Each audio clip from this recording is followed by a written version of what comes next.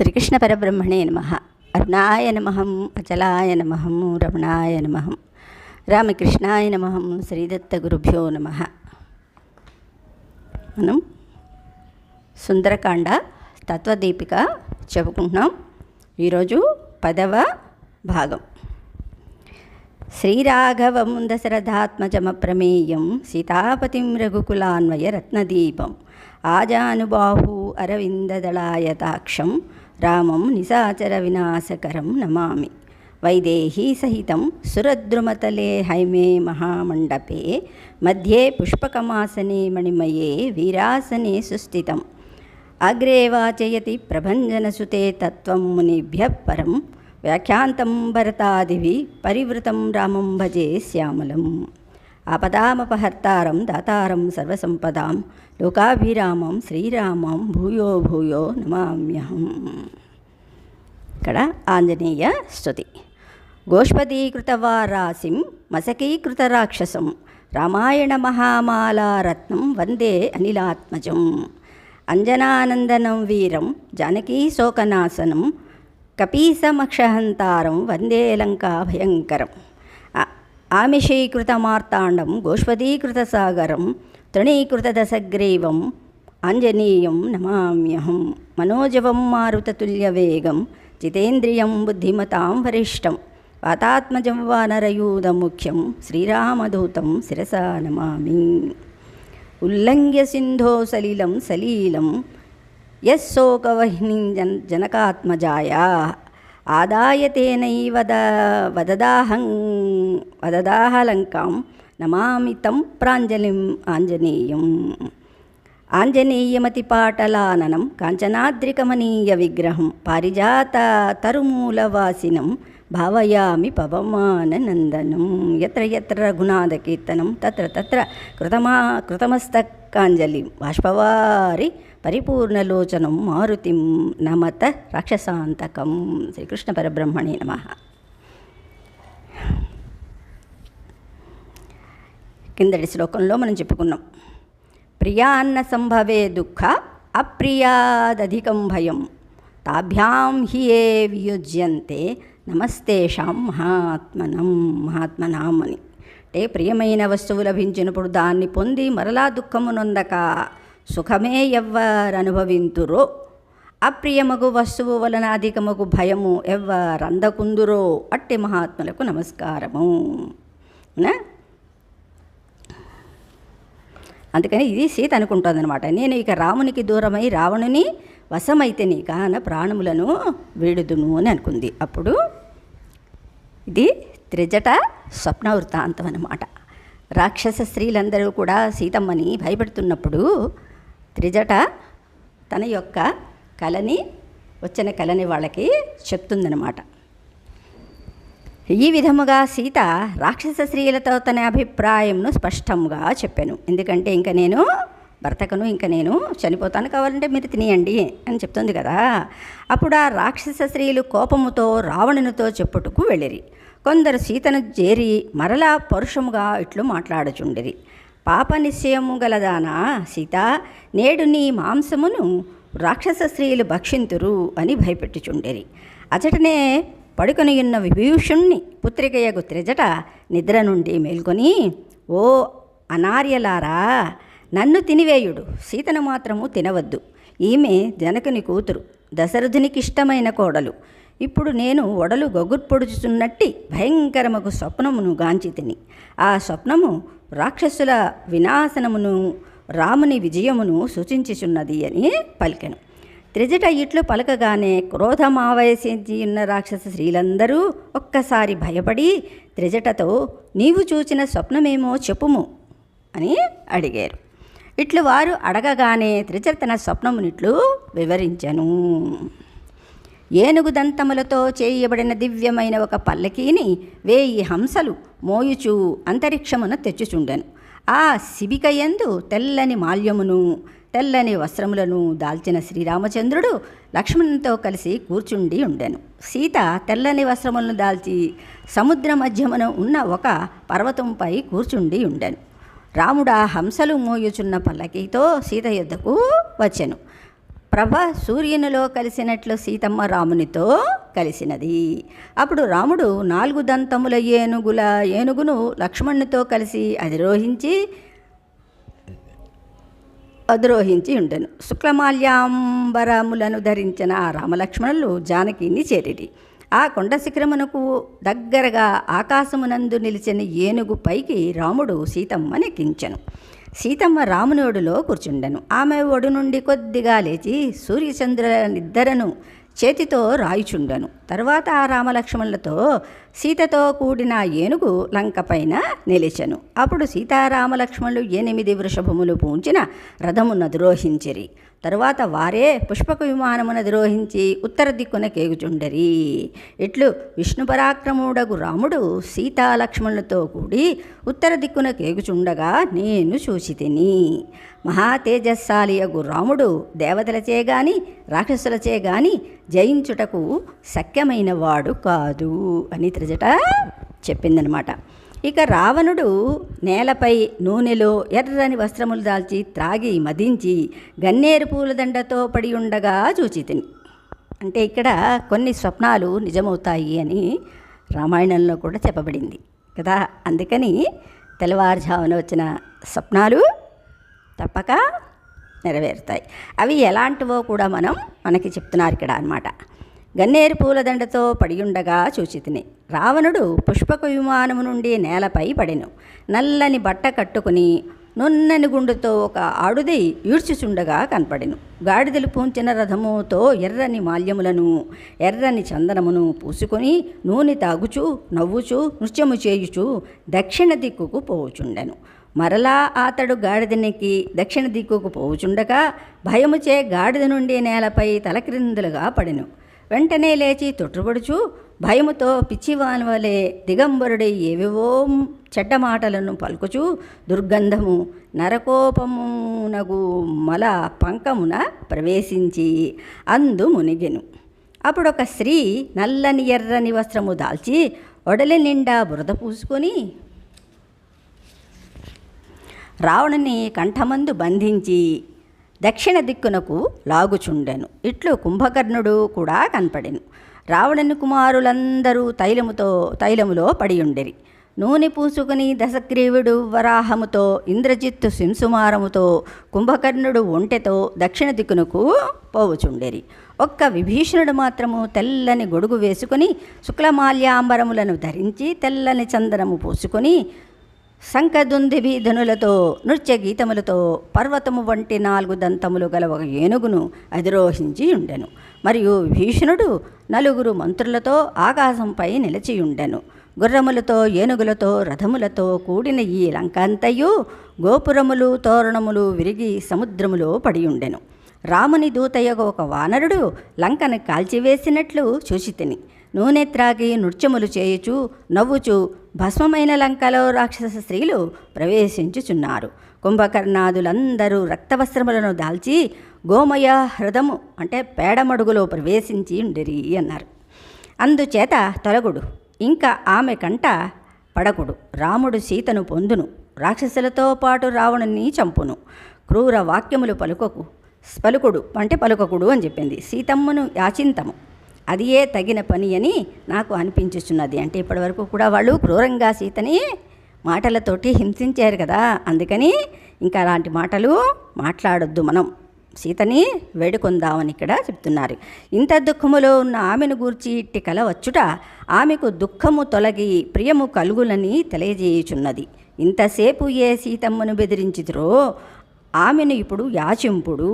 రాముని వలన మనకు ఘోరముకు భయము రానున్నది అని త్రిజట చెప్పింది. ప్రణిపాత ప్రసన్నాహి మైథిలి జనకాత్మజ అలమేష పరిత్రాతుం రాక్షస్యో మహతో భయాత్ అంది. అంటే నమస్కరించిన మాత్రముననే వెనుకటి తప్పులను చూడక అనుగ్రహించునది జానకి. ఈమె మనలను రక్షింప సమర్థురాలు అని చెప్పింది. ఇక్కడ తత్వదీపిక. ఈ శ్లోకము మాతృ స్వభావమును లక్ష్మీ స్వభావమును సీతా స్వభావమును చిత్రించును. ఆమెకే ప్రత్యక్షముగా అపరాధము చేసిన వార్లను కూడా క్షమింపజాలిన ఔదార్యవతి. అంటే ప్రత్యక్షంగా అంటే ఇప్పుడు ఎదురుకుండానే రాక్షస స్త్రీలు ఎవరెవరో ఫలానా ఫలానా అని కూడా ఆవిడికి తెలుస్తుంది కదా. అలాంటి వాళ్ళు ఆమెని మాటలతోటి చేతలతోటి చిత్రహింసలు పెట్టారు. అలాంటి వాళ్ళని కూడా ఆవిడ రక్షించింది కరుణతో. అందుకని ఆవిడ సీత అన్నమాట. తాను క్షమించుటయే కాదు, ఇతరులు హింసించకుండా రక్షించును. రాక్షస స్త్రీలు చేసిన తప్పిదమునకు హనుమ ఆగ్రహించి రావణ వధాంతరము వారిని చంపవలనని ఉద్యుక్తుడాయను. అప్పుడు సీతమ్మ నా కశ్చిన్నాపరాధ్యతి అంటే తప్పు చెయ్యని వాడెవడు అని వారిని హనుమ చంపకుండా రక్షించెను. ఇట్లు ప్రణిపాత మాత్రము చే ప్రసన్న యగునది తల్లి సీతమ్మ. అందుచే ఆమె ఆశ్రయించిన రక్షణ లభించనని త్రిజట ఉపదేశించింది. త్రిజట ఇంకనూ ఇట్లు చెప్పెను, మరియు చూడుడు, విశాలాక్షి యగు ఈమె సీతమ్మ అవయవములో ఏమాత్రము వైరూప్యములే రాలేదు, కాంతి మాత్రము కొంచెం తగ్గింది. అందుచే తప్పక కార్యము నెరవేరును, రావణాసురుడు నశించును, రాముడు జయించును. ఇదిగో చూడుడు, ఈమెకు ప్రియము కలగబోచున్నదని తెలియజేయుచు ఈమె ఎడమ కన్ను అదురుచున్నది. ఈ నిమిత్తములన్నయూ సీతమ్మ ఎదట రాముడు నిలిచినట్లే తెలుపుచున్నవి అంది. అదిగో చెట్టు మీద పింగళికయ్యను పక్షి కూడా కూయుచున్నది. ఆ పక్షి కొమ్మలలో బాగుగా దాగియున్నది, చాలా సంతోషముతో ఉన్నది.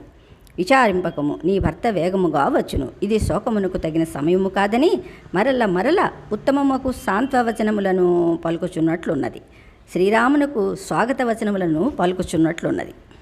ఇక్కడ తత్వదీపిక. ఈ పక్షి పలికిన పలుకులను గూర్చి చెప్పిన ఈ శ్లోకము ఇందు చాలా ముఖ్యమైనది అన్నారు.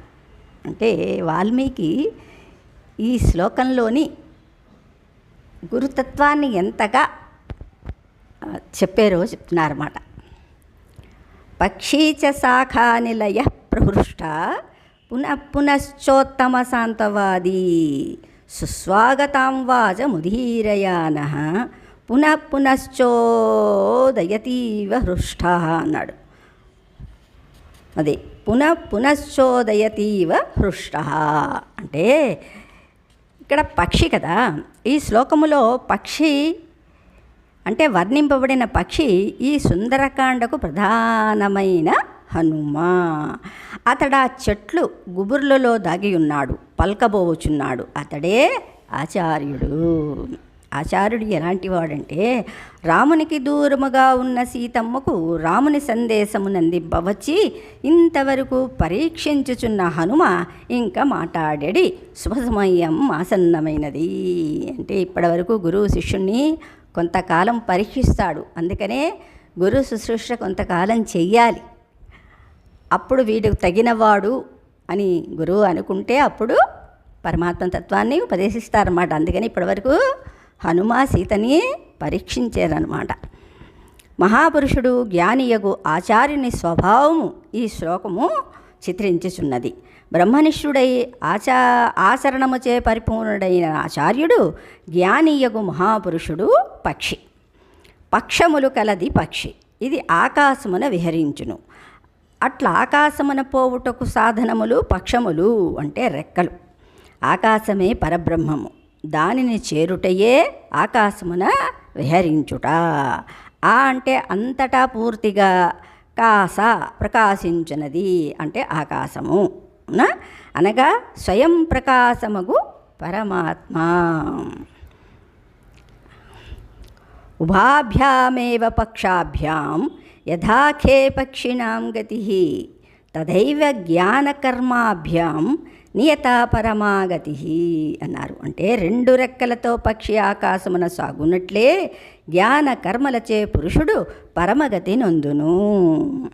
యజ్ఞము, దానము, తపస్సు అనునవి ఆచరించి అంతఃకరణ నైర్మల్యమును సంపాదించిన వాడే జ్ఞానం ఆవిర్భవించును. అంటే ముందు ఫస్ట్ అందుకే అంటారు చిత్తశుద్ధికి యజ్ఞాలు, దానాలు, ధర్మాలు ఇవన్నీ కంపల్సరీ చెయ్యాలి. అందుకని ఇన్ని జన్మలు మనిషికి పడుతోందని మనం మళ్ళీ మళ్ళీ చెప్పుకుంటున్నాం. ఇది రామాయణం కూడా సూచించింది. అందుకని తర్వాత మనకి గురువు లభిస్తాడు. చిత్తశుద్ధి కలగందే జ్ఞానం ఆవిర్భవించదన్నమాట. జ్ఞానం ఆవిర్భవించును. అట్టి జ్ఞానముతో ఆరాధ్యుడగు పరమపురుషుడు నిరింగి పరమపురుష సమారాధన రూపముగా కర్మలను ఆచరించుటయే సిద్ధి అన్నారు. అంటే ఇక్కడ ఆత్మజ్ఞానం కలిగాక ఏం చేయాలి? కర్మల్ని చెయ్యాలి, కానీ నిష్కామంగా. దాన్నే సమారాధన రూపగా అన్నారన్నమాట. పరమపురుష సమారాధన రూపగా అంటే కర్మలన్నీ కూడా పరమాత్మే చేస్తున్నాడు అనే జ్ఞానంతో చెయ్యటమే. అట్లు జ్ఞానకర్మలు కలవాడే ఆచార్యుడు. ఆచార్య శబ్దమనుకు నిర్వచనము కూడా అది అన్నాడు. ఆచినోతి శాస్త్రార్థాన్ ఆచారే స్థాపయత్యపి స్వయమాచరతే యస్మాన్ తస్మాదాచార్య ఉచ్యతే అన్నారు. మళ్ళీ ఆచినోతి శాస్త్రార్థాన్ ఆచారే స్థాపయత్వపి అన్నారు. స్వయమాచారతే యస్మాన్ తస్మాదాచార్య ఉచ్యతే అంటే వేదశాస్త్రములలో చెప్పిన విషయములను తెలుసుకొనవలెను. తెలుసుకొనిన వానిని ఇతరులచే ఆచరింపవలెను, తానాచరింపవలెను. అట్టి వానిని ఆచార్యుడనవలెను. అట్లు జ్ఞానానుష్ఠానములతో పరిపూర్ణుడయి పరబ్రహ్మానుభవమును అనుభవించుచు వేదాంగములను అధ్యయనము చేసిన స్తోత్రియుడగు బ్రహ్మనిష్ఠుడే పక్షి అన్నారు. ఇక్కడ శాఖానిలయ అన్నారు. అంటే శాఖలయందు బాగుగా లీనమై ఉన్నది పక్షి. కనబడటం లేదు ఎవరికి. ఆచార్యుడు ఎదురుగుండా వచ్చి కనబడతాడా మనకి? కొందరికి ఆత్మతత్వం మనస్సులోనే కలుగుతుంది, కొందరికి కంటి చూపుతో, కొందరికి స్పర్శతో అని చెప్పుకున్నాం కదా. గురువు ఏ విధంగా ఇస్తాడు అనేది. వేద శాఖలే అంటే శాఖలు అంటే శాఖలు ఎందు బాగా లీనమై ఉన్నది పక్షి. అంటే శాఖలంటే ఇక్కడ వేదాలన్నమాట. వేద శాఖలు కటశాఖ, కలాపశాఖ మున్నగినవి. వానిని అధ్యయనము చేసినది మొదలు మరణ పర్యంతము స్వాధ్యాయ ప్రవచనములను చేయుచుండవలెను అన్నారు. ఎందుకంటే అవి వదిలేస్తే, కర్మలో పడిపోతే మళ్ళీ బంధాలు చుట్టుకుంటాయి అన్నమాట. అందుకని ఎప్పుడు కూడా శ్రవణం, మననం, నిధిధ్యాసనం దేంతో చేయాలి? అద్వైతాన్ని చేయాలి. ఎప్పుడైతే అద్వైతం పరబ్రహ్మం గురించి తెలుసుకుంటామో అప్పుడు ఓన్లీ అద్వైతం మాత్రమే. మళ్ళీ కర్మలు, అనుష్ఠానాలు ఇంకా ఏవి అక్కడ ఉండవు కదా. చెయ్యచుండవలెను. దాని అర్థము నెరింగి ఆచరించువాడు కావలెను. వేదములలో పూర్వభాగములో చెప్పిన కర్మలను ఆచరించుట, ఉత్తర భాగములో చెప్పిన పరబ్రహ్మ విషయమును శ్రవణ, మనన, నిధిధ్యాసనములను అనర్చుట పాటించవలెను. అంటే ఫస్ట్ కర్మని పరబ్రహ్మస్వరూపుడైన గురువు ఎలా చేస్తాడో కర్మల్ని సాక్షిభూతంగా ఉంటాడు కదా. ఉండి ఇతరుల చేత నిష్కామంగా కర్మల్ని చేయిస్తూ ఉంటారు. ఎందుకంటే ప్రపంచానికి అందరూ కూడా జ్ఞానులే ఉండరు కదా. వాళ్ళందరూ తరించడానికి, అందరూ సుఖశాంతులతో ఉండడానికి యజ్ఞయాగాలు చేస్తూ ఉంటారన్నమాట. అందుకని ఎలా ఉంటాడంటే గురువు ఉపద్రష్టానుమంతాచ భర్త భోక్త మహేశ్వర పరమాత్మేతి చాప్యుక్తో దేహేస్మిన్ పరమపరః అన్నారు.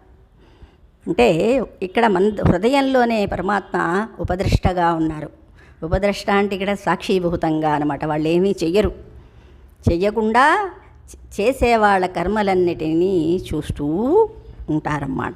అది వాళ్ళ చేత చేయిస్తూ ఉంటారు.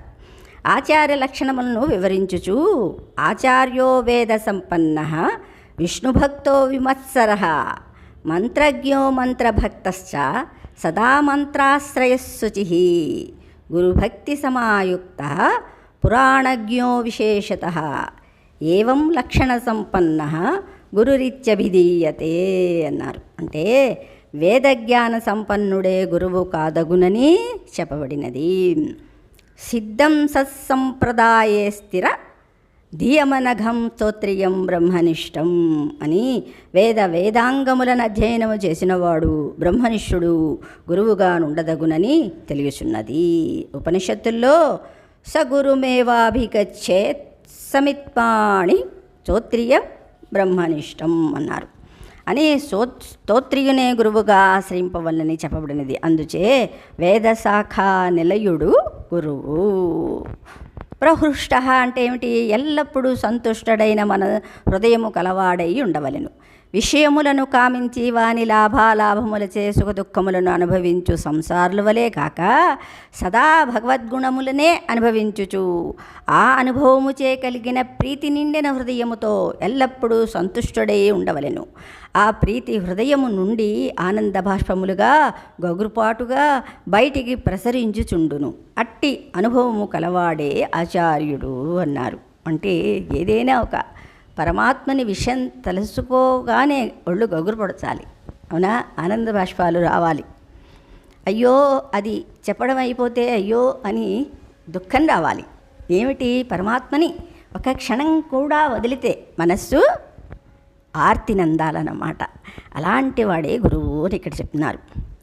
ఆహ్లాద శీతనేత్రాంబు పులకీకృతగాత్రవాన్ సదా పరగుణావిష్ట ద్రష్టవ్యా సర్వదేహిభి.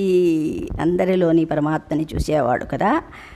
భగవదనుభవానందము చే చల్లని కన్నీరు కార్చుచు ఒడలు గొగుర్పొడుచుచు భగవద్గుణముల ఆవేశము కలిగి ఎల్లప్పుడూ అందరకు కనపడవలయును. ద్రష్టవ్యా సర్వదేహిభి అన్నారు. ఇంకా దీనికి అర్థం అందరి దేహాల్లో కూడా పరమాత్మనే చూడాలన్నమాట.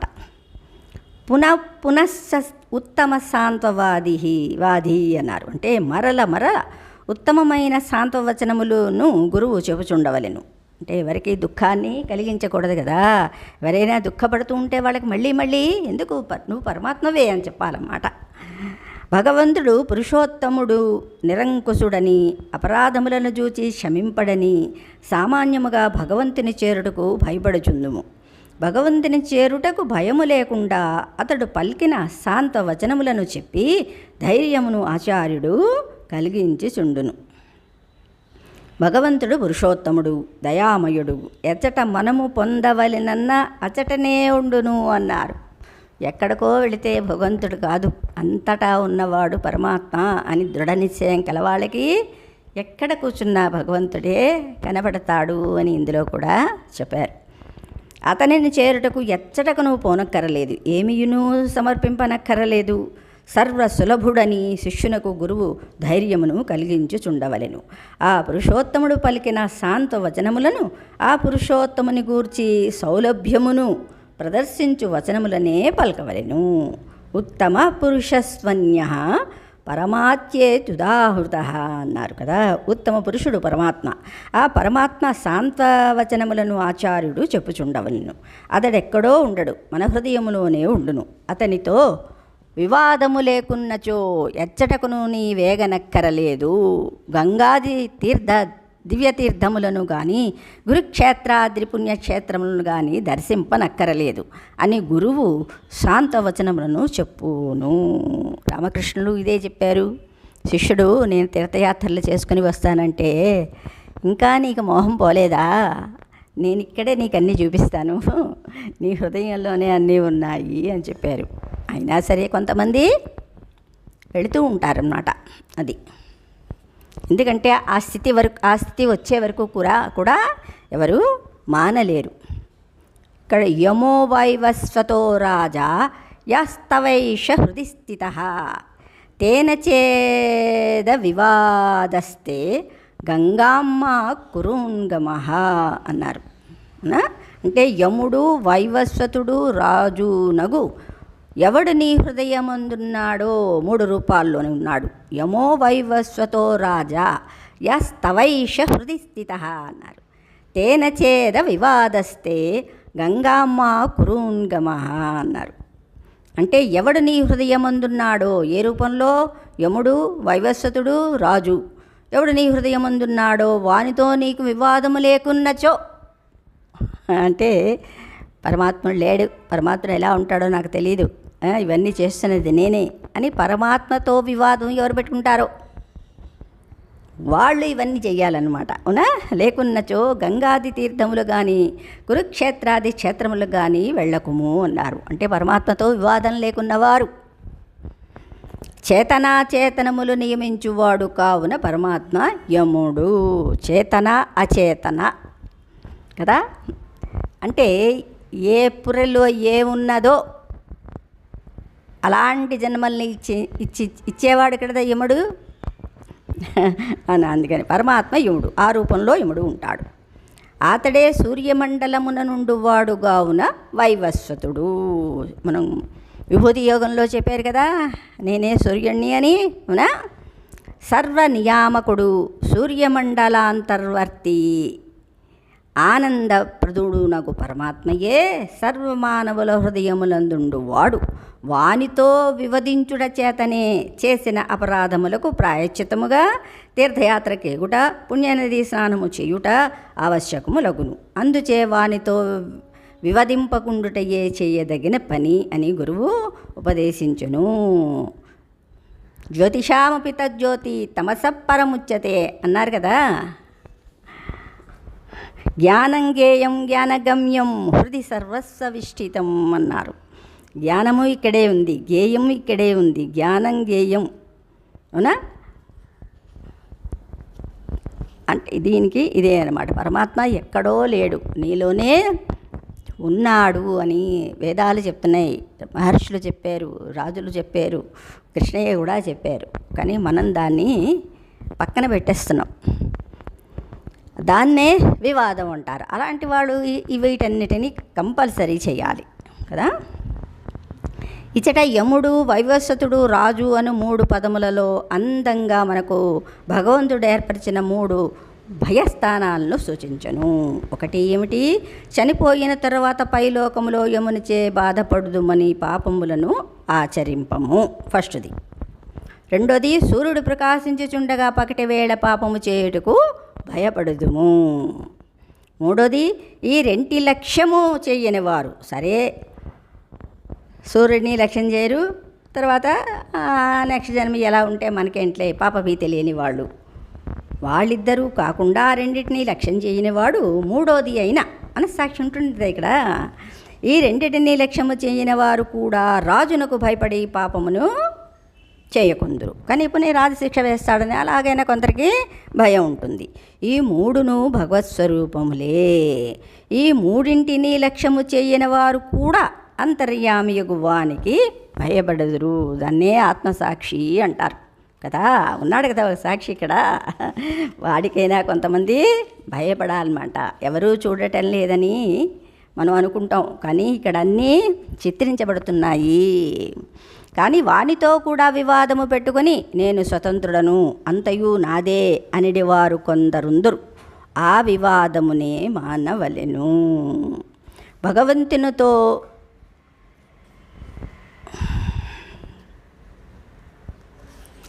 ఇక్కడ ఏదో కొంచెం శ్లోకం ఇచ్చారు, అది మనకి అక్కరలేదు.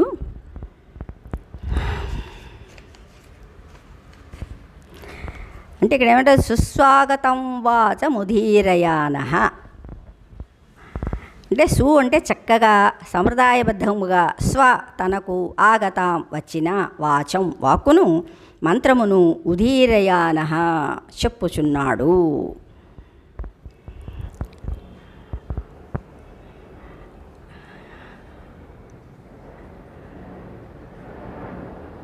అంటే గురువు ఒక్కొక్కటి చెప్పుకుంటూ వస్తారు కదా. అలాగా తర్వాత కొంతవరకు సాంత్వనం చేశాక గురువు ఒక మంత్రాన్ని ఉపదేశిస్తారు కదా. ఆ మంత్రమే ఇక్కడ సుస్వాగతాం వాచ ముదీరయాన అన్నారన్నమాట. వచ్చిన వాక్కును, మంత్రమును ఉదీరయాన అంటే చెప్పుచున్నాడు. భగవంతుని నుండి, లక్ష్మి నుండి పూర్వాచార్య పరంపరలో వచ్చిన మంత్రములను శిష్యులకు ఉపదేశించుచుందురు. గురు పరంపరా ప్రాప్తముగు మంత్రములను ఉపదేశించవలెను గాని సంప్రదాయ సిద్ధము కాని మంత్రములను ఉపదేశింపరాదు అన్నారు. ఏదో నాకు ఈ మంత్రం సిద్ధించింది అని దాన్ని ఉపదేశించకూడదు. ఇది సంప్రదాయంగా మన ఋషులు చెప్పినవి, ఏది మన వేదంలో ఉన్న మంత్రాల్ని మాత్రమే గురువులు పరంపర అలా చెప్తారన్నమాట. పునశ్చోదయతీవ అన్నారు. యతీవ అని మరల శిష్యుని అపమార్గమున పడకుండా ప్రేరణ చెయ్యవలెను. అందుకనే కొన్ని నియమాల్ని ఫస్ట్ చెప్తారు, ఫస్ట్ మంత్రం ఇస్తారు. ఇది కొన్ని రోజులు దాన్నే మళ్ళీ సంపుటి చేయమంటారు. సంపుటి అయ్యాక ఇంకొక మంత్రం ఇస్తారు. ఇంకా వాడికి ఇంకా చిత్తశుద్ధి రాలేదనుకోండి, వాడికి జ్ఞానం కలగలేదనుకోండి, వాళ్ళ ప్రవర్తనలో మార్పు రాలేదనుకోండి, అప్పుడు ఇంకొకటి ఇస్తారు. అలాగా కొంత సాధన 12 సంవత్సరాలు చేయాలి. ఇది కంపల్సరీ. అప్పుడు నీలోనే నీకు మార్పు కనబడుతుంది. ఎందుకంటే పరమాత్మ ఇక్కడ ఉండే నీకు జ్ఞానాన్ని ఇస్తూ ఉంటారన్నమాట.